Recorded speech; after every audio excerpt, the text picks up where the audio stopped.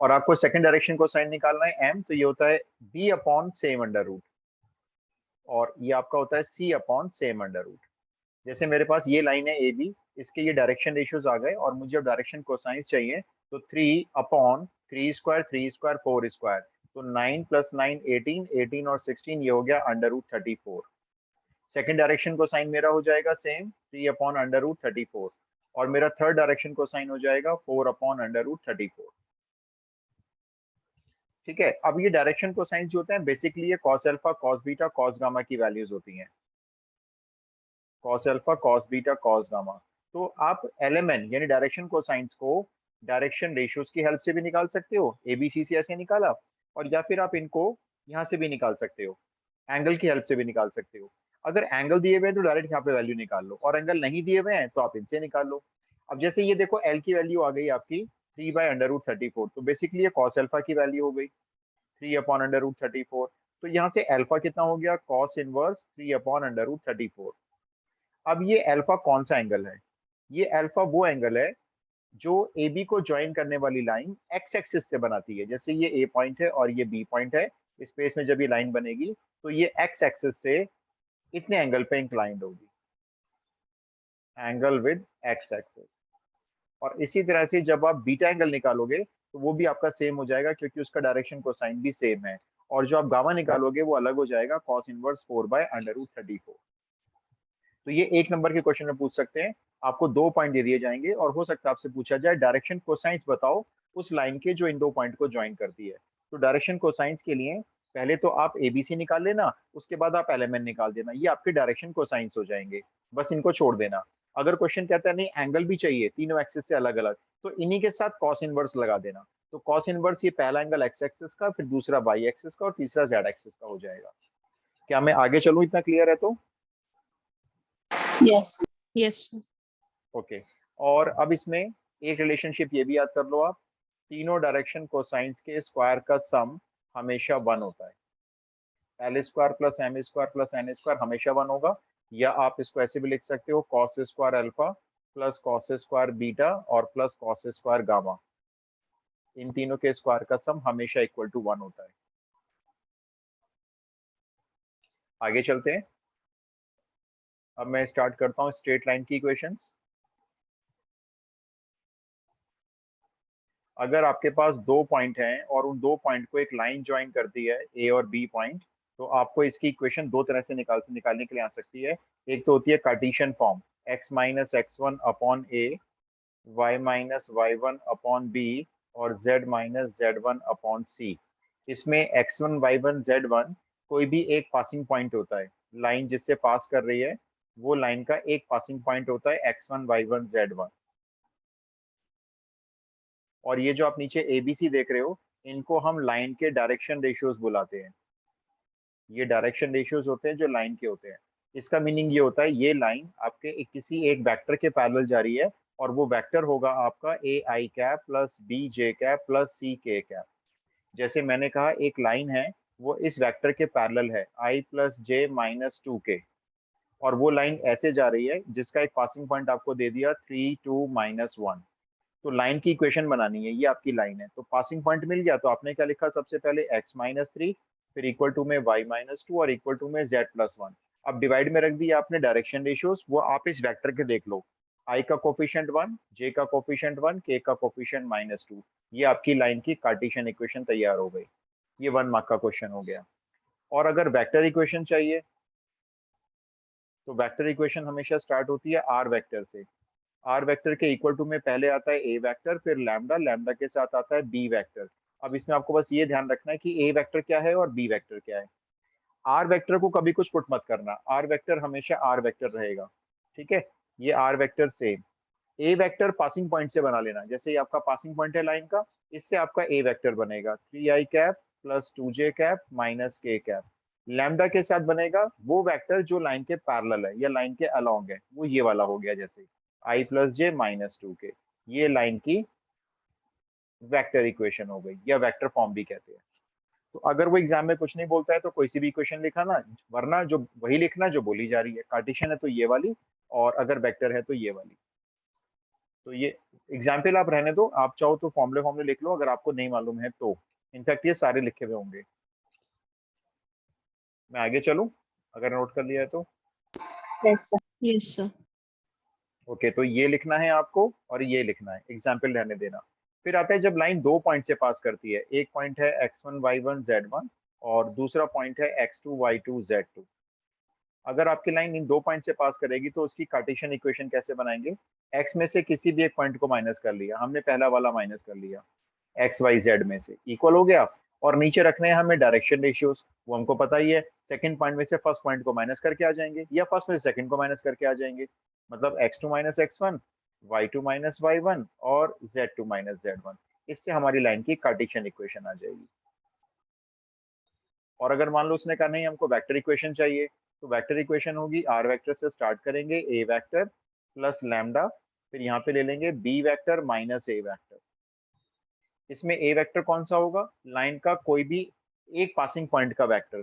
For example इससे बना लेना पहले वाले से ए वेक्टर और दूसरे वाले पॉइंट से बना लेना बी वेक्टर, और बस वो यहाँ उठा के रख देना, तो आपकी लाइन की वेक्टर इक्वेशन आ जाएगी। ये आप तब यूज करना जब लाइन 2 पॉइंट से पास करती है। फिर इसी के कंटिन्यूशन में नीचे नोट कर लो angle between two lines. Sir तो यहाँ पे ए एंड बी वेक्टर दोनों पासिंग पॉइंट के वेक्टर ही। यस, ए और बी दोनों पासिंग पॉइंट के पोजीशन वेक्टर्स होंगे। तो ओके आप अपनी सर। मर्जी से इंटरचेंज कर लेना, एक को ए मान लेना, एक को। मैं एडवाइस ये देता हूँ हमेशा पहले वाले को ए मानना, दूसरे वाले को बी मानना, और फॉर्मूला भी यही वाला यूज करना, क्योंकि ये सी बेसिक डेवलपमेंट में ना टीचर्स के पास यही वाला होता है। बाकी कुछ ओके बच्चे सर। इंटरचेंज कर लेते हैं, इसको ना ए मान सकते हो, इसको बी मान सकते हो, मर्जी है वैसे आपकी। यस। ओके, अब आता है angle between two lines, cos theta से डिनोट करेंगे। इसके लिए कोई नया फॉर्मूला नहीं है, स्केलर प्रोडक्ट वाला ही फॉर्मूला यूज करते हैं, B1 vector dot बी2 vector divided by B1 vector का मैग्नीट्यूड और बी2 वेक्टर का मैग्नीट्यूड। ये आपका स्केलर प्रोडक्ट का ही फॉर्मूला होता है। बस ये ध्यान रखना है इसमें बी1 बी2 क्या लेने हैं। जो ये लैम्डा के साथ वेक्टर आता है ना ये वाला, या जो नीचे होता है ये डायरेक्शन रेशियोज, तो बेसिकली ये बी1 बी2 दोनों लाइन के डायरेक्शन रेशियोज के वेक्टर्स होंगे। मान लो मैंने कहा एक लाइन ये है,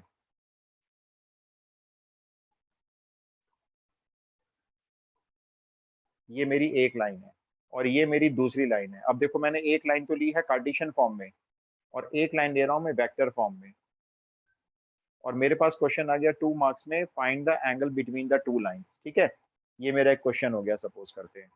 तो सबसे पहला मेरा काम क्या होगा, मैं टीचर को ये बता दूंगा कि मैं बी1 वेक्टर का यूज कर रहा हूँ।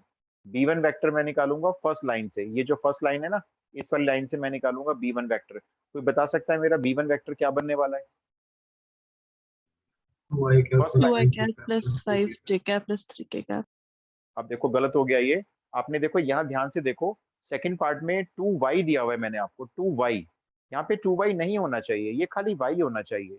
तो आपको क्या करना होगा, ऊपर नीचे 2 से मन में डिवाइड करना होगा, है ना? तो ये y हो जाएगा ना, ये 3/2 हो जाएगा, और ये नीचे आपका 5/2 आ जाएगा, तो 2i cap plus 5/2 j cap minus हाँ, अब माइनस। यहाँ -3 के कैप, क्योंकि यहाँ पे भी z नहीं है माइनस z है, तो ऊपर नीचे हमने मन में -1 से मल्टीप्लाई कर लिया, तो ये माइनस का 3 के कैप हो गया। तो ध्यान से देख लेना, डायरेक्शन रेशियोज देखते वक्त ये काम जरूर करना होता है।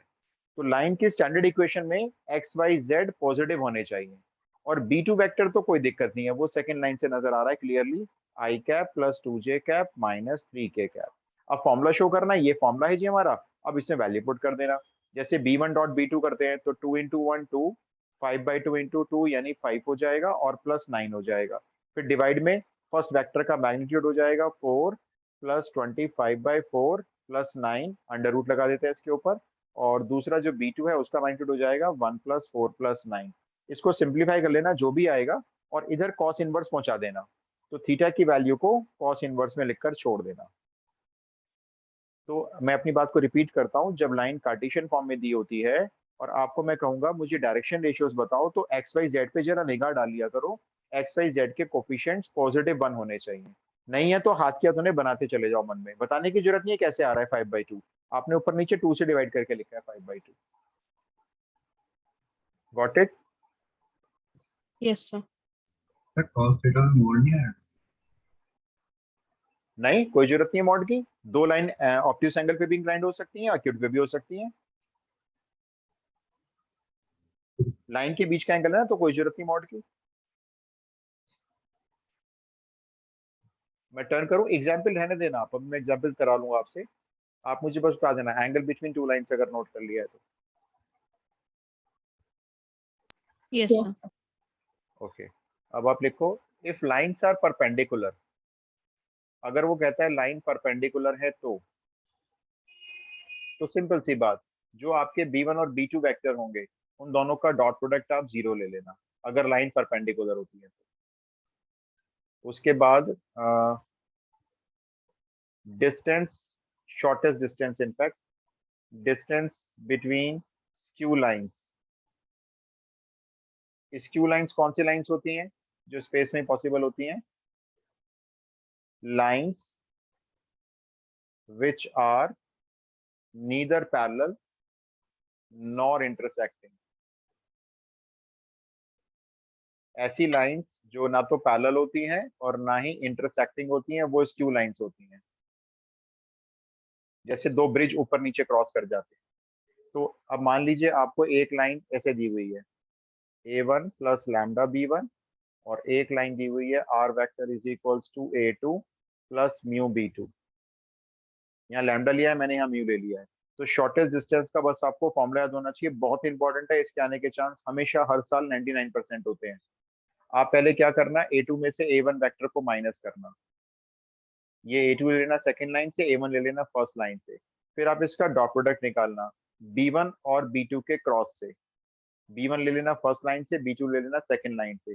डॉट प्रोडक्ट कभी कभी नेगेटिव भी आ जाते हैं, इसलिए इसको मॉडुलस में रख लेना और इसको डिवाइड कर देना, जो b1 और b2 का क्रॉस निकाला था इसी के मैग्नीट्यूड से डिवाइड कर देना। तो ये आपके शॉर्टेस्ट डिस्टेंस का फॉर्मूला होता है। आप अगर एग्जाम में फॉर्मूला लिखोगे तो उसके मार्क्स मिलेंगे आपको। Shortest distance between skew lines, skew lines वो लाइंस हैं जो कभी मिलेंगी नहीं आपस में और ना कभी कट करेंगे एक दूसरे को। इंटरसेक्शन लिख दिया मैंने, इंटरसेक्टिंग होगा ये।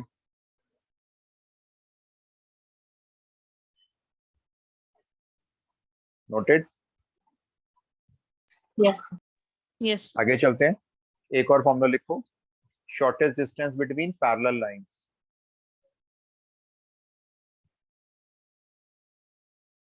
अगर आपकी लाइंस पैरेलल होंगी तो शॉर्टेस्ट डिस्टेंस क्या होगा? एग्जाम में लिखा हुआ नहीं आएगा पैरेलल है, वो आपको लाइन की इक्वेशन को देख के पता करना होगा। जैसे a1 वेक्टर यहाँ लैम्डा के साथ है b वेक्टर, सेकंड लाइन में r vector is equals to a2 vector, यहाँ म्यू के साथ भी है b वेक्टर। तो यहाँ लैम्डा और म्यू के साथ जो वेक्टर होगा ना, या तो आपको एक जैसा मिलेगा, बिल्कुल सेम दिखाई देगा, और सेम नहीं हुआ तो हो सकता है वो 2 या 3 टाइम्स हो, मतलब कुछ मल्टीपल होगा एक वेक्टर दूसरे वेक्टर का।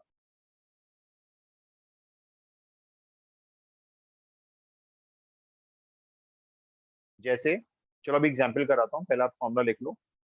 शॉर्टेस्ट डिस्टेंस उस केस में क्या होगा, पहले तो वही a2 में से a1 वेक्टर माइनस करके एक वेक्टर बना लेना, इसका क्रॉस प्रोडक्ट निकालना b वेक्टर के साथ, b आप इनमें से कोई सा भी एक ले सकते हो, फिर उसका मैग्नीट्यूड निकालना क्रॉस प्रोडक्ट का और उसको डिवाइड कर देना b वेक्टर के मैग्नीट्यूड से, तो शॉर्टेस्ट डिस्टेंस आ जाएगा।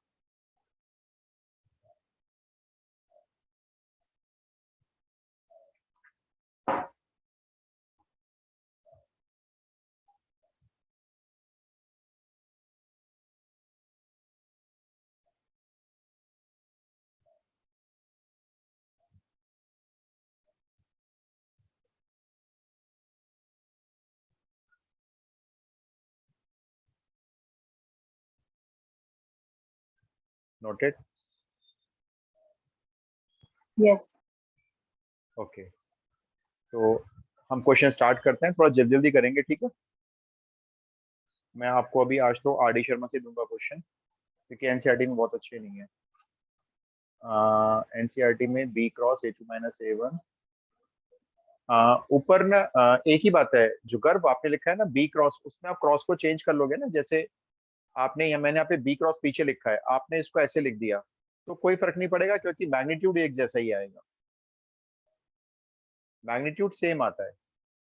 मान लिया आपने ए क्रॉस बी का मैग्नीट्यूड निकाला और मैंने बी क्रॉस ए का मैग्नीट्यूड निकाला, तो हम दोनों का आंसर एक दूसरे से मैच करेगा।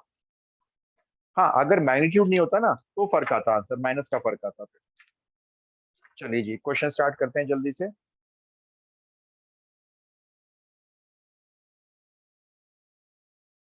Find lambda if lines are perpendicular. Find lambda if lines are perpendicular. तो फर्स्ट लाइन की क्वेश्चन है 1 माइनस एक्स अपॉन 3, एनसीईआरटी का क्वेश्चन है 7y माइनस 14 अपॉन 2 लैम्डा, और फिर z माइनस 3 अपॉन 2।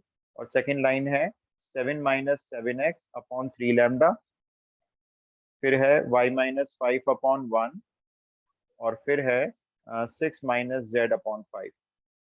ये लाइन परपेंडिकुलर है, आपको लैम्डा की वैल्यू निकालनी। लिखने का प्रोसेस क्या रहेगा मैं समझा देता हूँ। आप जैसे सॉल्यूशन स्टार्ट करोगे, टीचर को पहले b1 वेक्टर बताओगे, उसके बाद आप कॉमा करके b2 वेक्टर बताओगे, उसके बाद आप फॉर्मूला बताओगे जो आप यूज कर रहे हो। सॉरी, परपेंडिकुलर में तो डायरेक्ट बताना है। परपेंडिकुलर में आप ये लिखोगे b1 और b2 का डॉट प्रोडक्ट हम 0 लेंगे, ये बता के यहाँ पे निकालना डॉट प्रोडक्ट। तो जरा b1 वेक्टर बता देना कोई बच्चा जिसको भी नजर आ रहा है फर्स्ट लाइन से। Sir 3 -3 i cap। हाँ, माइनस 3 आई। हाँ, plus 2 Plus- lambda upon 7 j cap right, 2 lambda upon 7 j cap plus 2 and k plus cap. 2 k cap. ठीक है, अब ऐसे ही b2 वेक्टर निकाल लेते हैं। b2 वेक्टर भी लिख लो जरा फटाफट से, अपने आप देख लो किससे डिवाइड करोगे ऊपर नीचे। Plus 3 upon 7 lambda I cap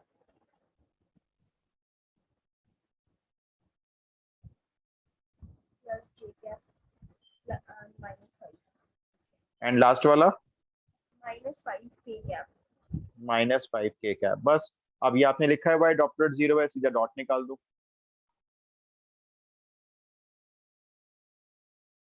फटाफट से निकाल दो। 2 मार्क्स क्वेश्चन है ये, 3 मार्क्स में भी दे सकते हैं वैसे तो, देने को तो।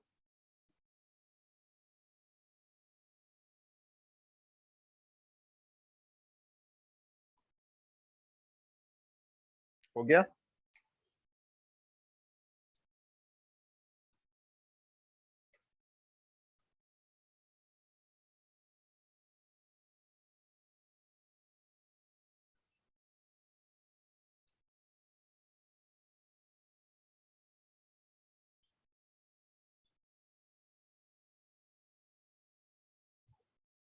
हो गया जी। 61/2। कैसे दिखना बारी का, मेरा तो 70/11 आ रहा है। 70/11. यस सर यही। तो प्रोसेस में दिखाना है पूरा, b1 लिखना, b2 लिखना, फॉर्मूला बताना है क्या यूज कर रहे हो, उसके बाद डॉट डायरेक्ट निकाल सकते हैं हम। तो लैम्डा हो गया 70/11। मैं आगे चल रहा हूँ भाई।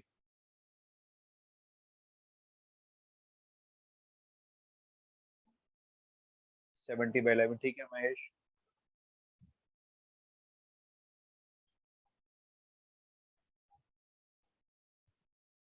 आगे चलें भाई, हो गया। Yes sir. Okay, next question है find the equation of the line passing through. एक लाइन की इक्वेशन बनाना, पासिंग पॉइंट मैं आपको दे रहा हूँ, पासिंग थ्रू 1 1 1,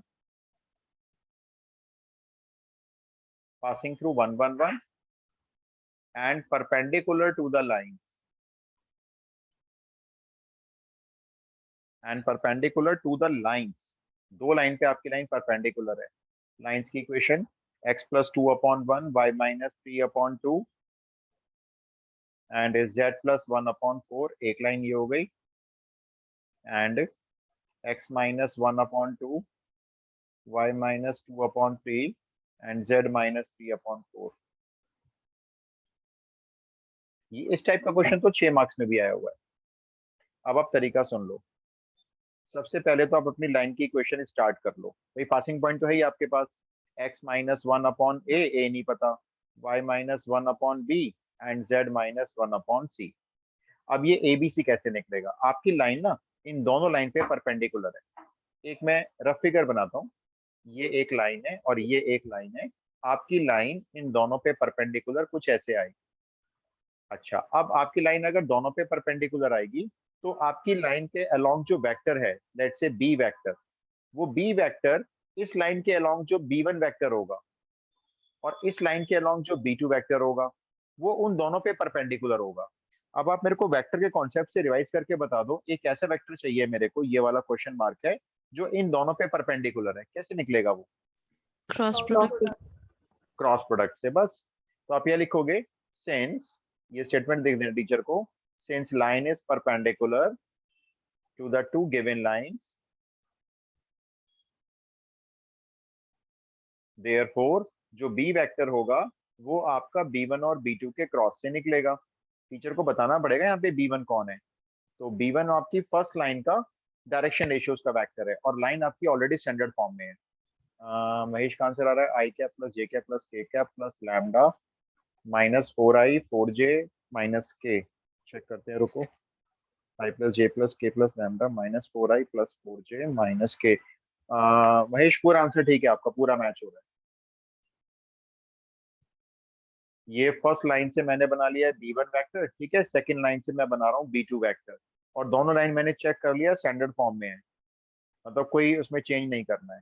बस अब फटाफट से इन दोनों का क्रॉस निकालो। इन दोनों के क्रॉस से आपका बी वेक्टर आएगा, वो बी वेक्टर के जो डायरेक्शन रेशियोज होंगे वो यहाँ पे रख देना, ABC की जगह पे। आपकी लाइन की इक्वेशन कंप्लीट हो जाएगी। लेकिन आपने जो इक्वेशन दो लाइन के हाँ रखी है सर, उसको भी लेंगे भी हाँ, ये जो दो लाइन दी हुई है ना, इस लाइन से मैंने बनाया है B1 वेक्टर, इस लाइन से, ये 1 2 और 4 से, ये रहा B1 वेक्टर। और सेकंड लाइन से मैंने बनाया है B2 वेक्टर, 2 3 और 4, ये मेरा B2 वेक्टर हो गया। बस अब आपको यहाँ पे B1 और B2 का क्रॉस प्रोडक्ट निकालना है। ये क्रॉस प्रोडक्ट के लिए आपने डिटरमिनेंट बनाना है।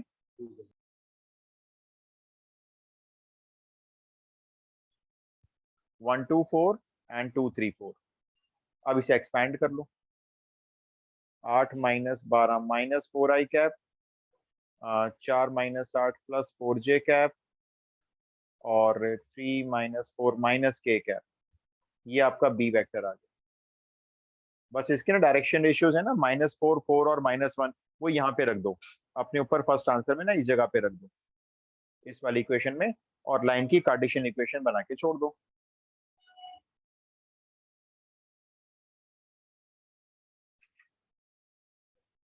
Done. Yes sir. Okay, next question. Find the shortest distance between the lines. Lines आप देख लेना स्क्यू है या पैरेलल है। Find the shortest distance between the lines. R vector is equals to, first line है i plus 2j plus 3k plus lambda, lambda के साथ है 2i plus 3j plus 4k। Second line है r vector is equals to 2i plus 4j plus 5k plus mu, और mu के साथ है 4i plus 6j plus 8k। जरा देख के बता दो, लाइन पैरेलल है या स्क्यू है? पैरेलल। पैरेलल है। देखो यहाँ पे ना हमने देखा 2 3 4 इधर है, 4 6 8 इधर है, डबल हो रहा है ये। तो अब आपके पता चल गया लाइन पैरेलल हो गई। तो यहाँ पे सबसे पहले टीचर को बताओ अपना A1 वेक्टर, फर्स्ट लाइन से A1 लिखो, करते चले जाओ मेरे साथ साथ। A1 हो गया i plus 2j plus 3k। A2 बताओ 2i plus 4j plus 5k। अब मेरे को ये बता दो B1 B कौन सा लेना चाहते हो, ऊपर वाला या नीचे वाला, क्योंकि हमारी मर्जी है वो। y plus ऊपर 3j वाला। ऊपर वाला ले लेते हैं, ठीक है। 2i प्लस 3j, सर नीचे क्योंकि वाले में इसमें से B कॉमन निकाल के कांस्टेंट ले सकते हैं ना? एक ही बात है, दोनों सेम हो जाएंगे फिर तो कोई फर्क नहीं पड़ता, आप कोई सा भी एक ले सकते हो। मत निकालो कॉमन, कोई जरूरत नहीं है, बिना उसके हो जाएगा। देखो हमने बी ले लिया ऊपर वाला। अब आप सारी चीजें निकालना शुरू करो। सबसे पहले A2 माइनस A1 निकालो, उसके बाद A2 माइनस A1 का क्रॉस निकालो B के साथ। स्टार्ट कर दो भाई। A2 माइनस A1, उसके बाद A2 माइनस A1 का क्रॉस, उसके बाद फॉर्मूला शो करना और उस फॉर्मूले के अंदर वैल्यू पुट कर देना, that's all. A2 minus A1, इसका जो क्रॉस निकलेगा B से उसका मैग्नीट्यूड, और डिवाइडेड बाय B वेक्टर का मैग्नीट्यूड।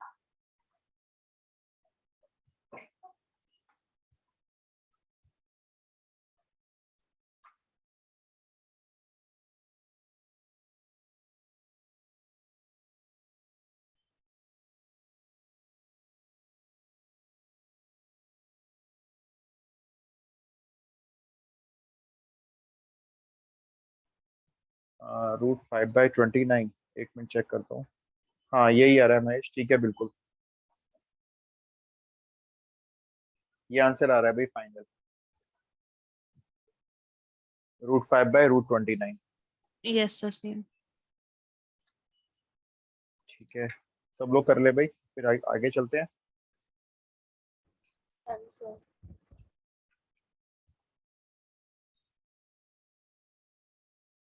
ये आपका A2 - A1 है, फिर यहाँ 1 2 2, यहाँ 2 3 4, इसको एक्सपैंड करना, 8 - 6 2i कैप, फिर j के साथ आएगा 4 - 4 0 j कैप, और फिर तीसरा आएगा 3 - 4 -k cap.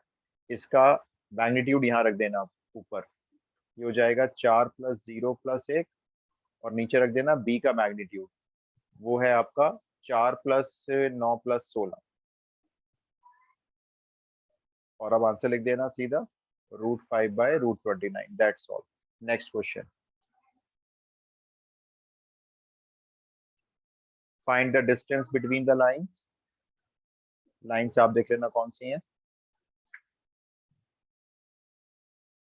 x - 1/2, y - 2/3, z + 4/6, और दूसरी लाइन है x - 3/4, y - 3/6, और z + 5/12। पहले ही चेक कर लो लाइन पैरेलल है या स्क्यू है। पैरेलल। ये तो फिर से पैरेलल आ गई, छोड़ दो, दूसरा क्वेश्चन लिखो, क्योंकि ना देखो ये डबल हो रहा है, ये 2 3 6 है, ये 4 6 12 हो रहा है, डबल हो रहा है। वैसे इसमें मान लो अगर आपको करना हो ना, तो A1 वेक्टर बोलना, चलो जरा A1 वेक्टर फर्स्ट लाइन से passing point, I cap plus 2 j cap plus 4k -4k cap. Right. जब पासिंग पॉइंट चाहिए होता है ना लाइन का, तो इनको 0 से इक्वेट कर दो अलग अलग, तो यहाँ से x की वैल्यू 1 आएगी, y की 2, z की -4, और A2 के लिए यहाँ से इक्वेट कर दो 0 के इक्वल 3i + 3j और -5k, और b फिर वही है, इसमें से कोई सा भी एक ले लेना, 2 3 6 ले लेना, चाहे 4 6 12 ले लेना, फॉर्मूला सेम लगेगा, सेम क्वेश्चन हो गया। अगला क्वेश्चन लिखो, ये कोइंसिडेंस एक सब एक से क्वेश्चन आ गए, इसी के नीचे लिख लो, शॉर्ट डिस्टेंस का एक और क्वेश्चन करते हैं। x - 5/4, y - 7/-5, z + 3/-5, and second equation x - 8/7, y - 7/1, z - 5/3। इसको जरा सॉल्व करो। ये लाइन इस बार स्क्यू है, तो पहले 4 वेक्टर लिख के दिखाओ टीचर को, A1 B1 A2 B2, उसके बाद शुरू करना है कैलकुलेशन।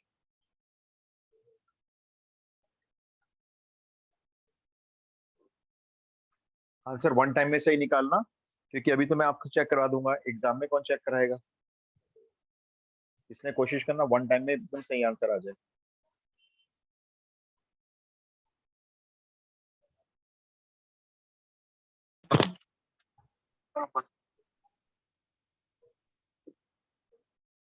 बाकी तो इसका आंसर भी देख लेता हूँ।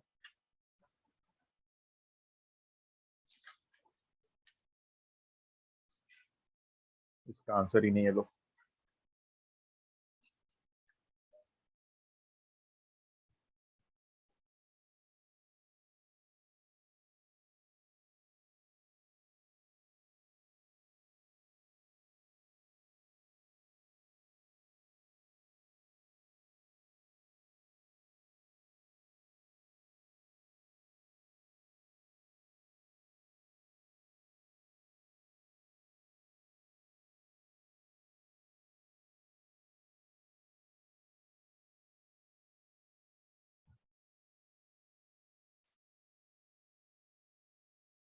हुआ किसी का।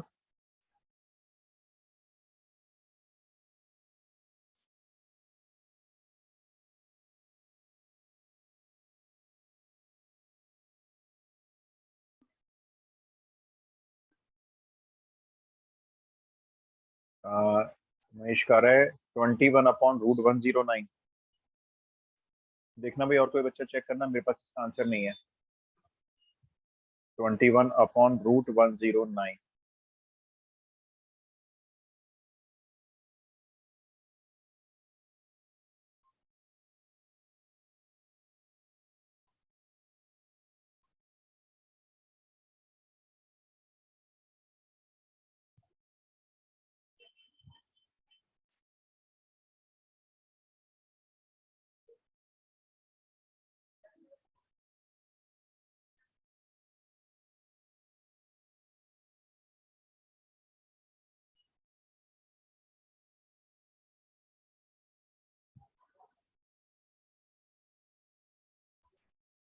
हाँ जी बताओ बच्चों जल्दी।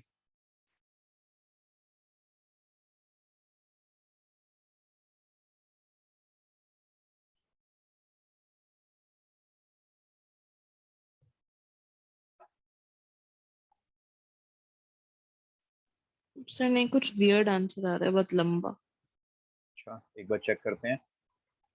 A1 वेक्टर चेक कर लेना भाई एक बार, 5i plus 7j minus 3k। और इसी लाइन का B1 वेक्टर है 4i minus 5j minus 5k।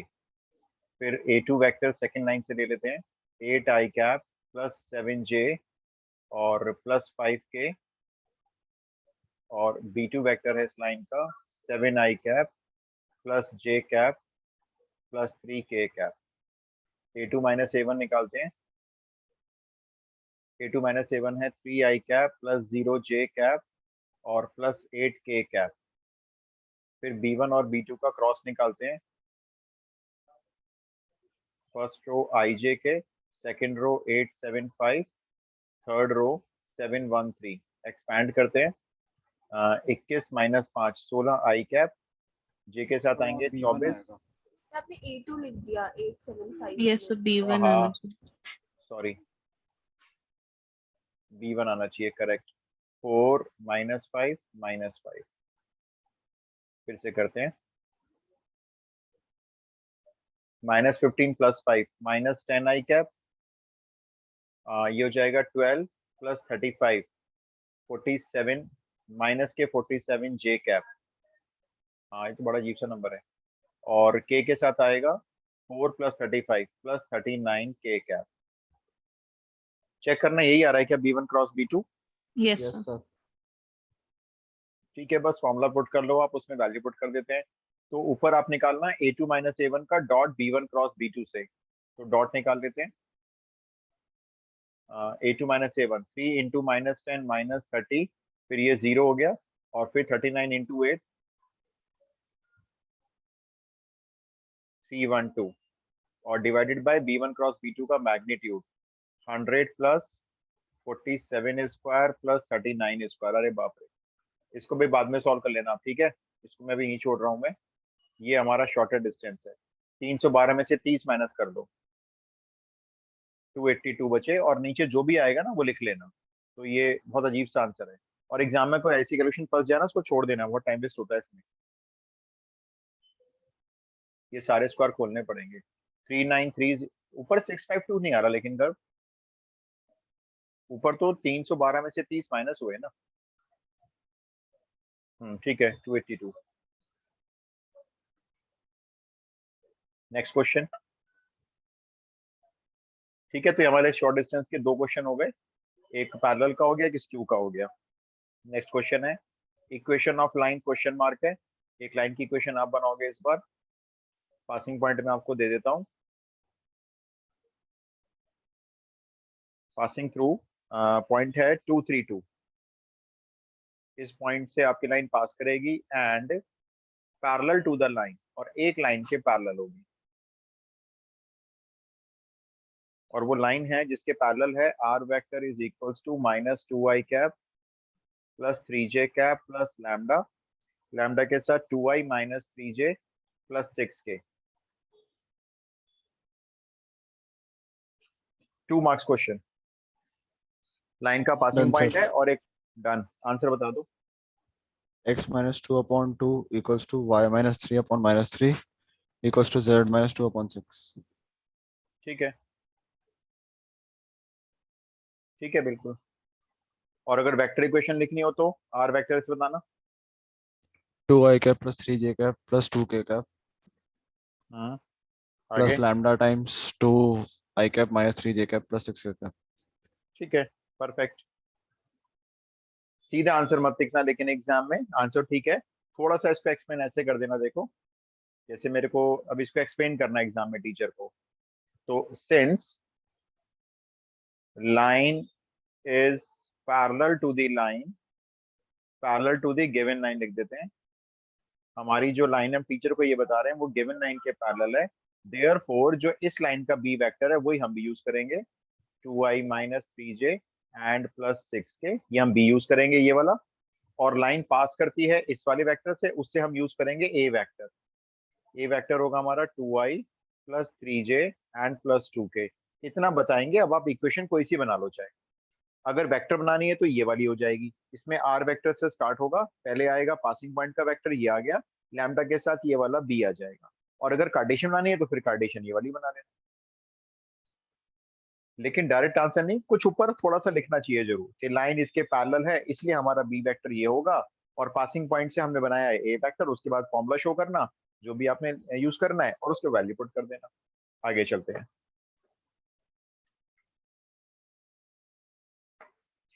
एक अब जो क्वेश्चन दे रहा हूँ वो एनसीईआरटी में नहीं है, लेकिन वो आरडी में और एग्जाम्पलर में है। क्वेश्चन लिखो, फाइंड द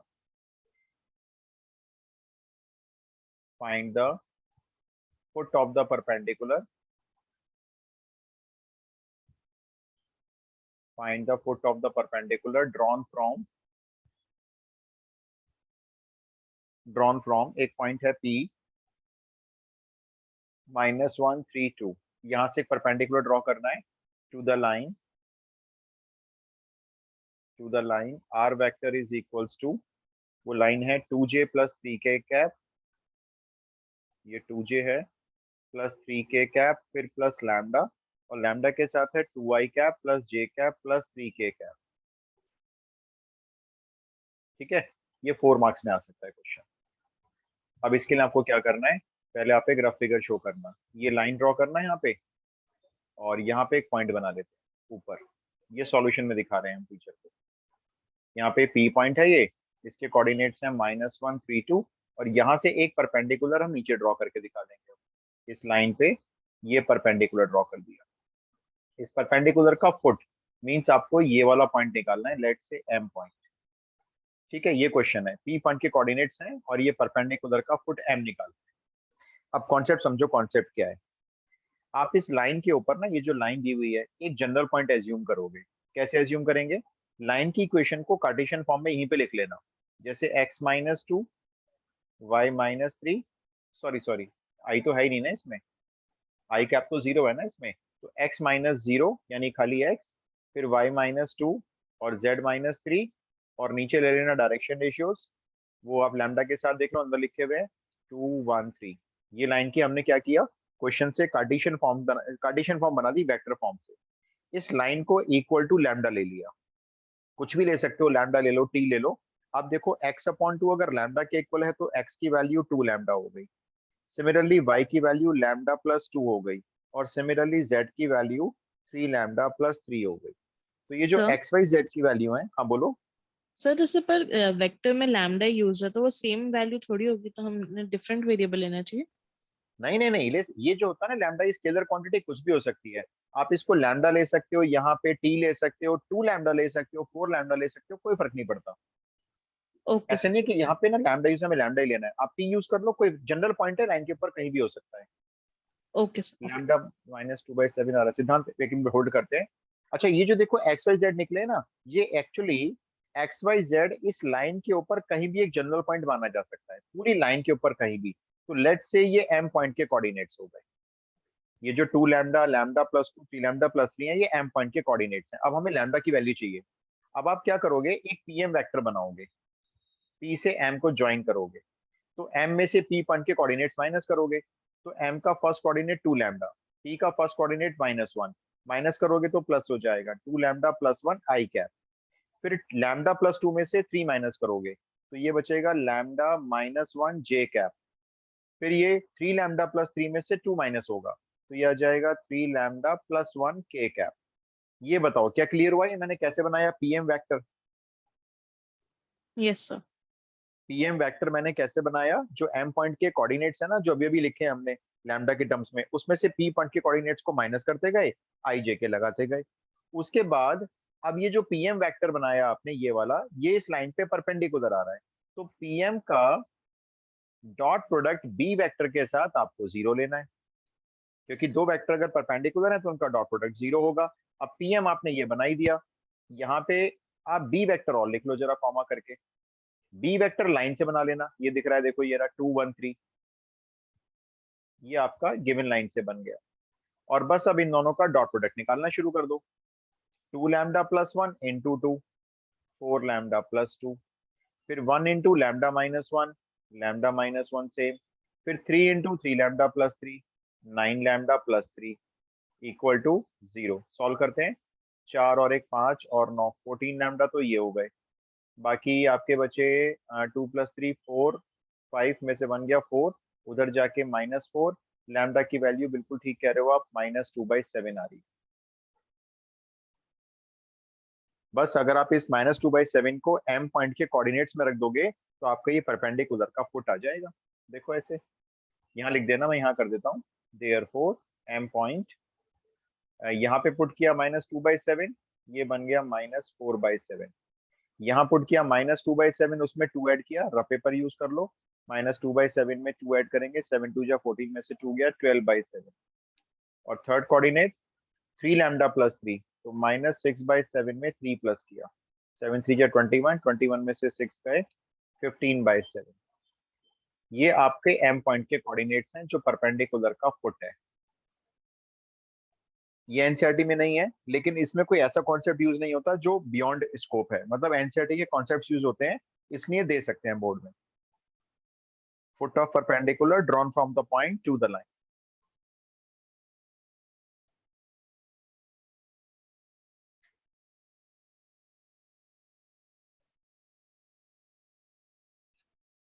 है तो छोटा सा लेकिन इंपॉर्टेंट है। -4/7, 12/7, 15/7, ठीक है, सिद्धांत यही आते हैं।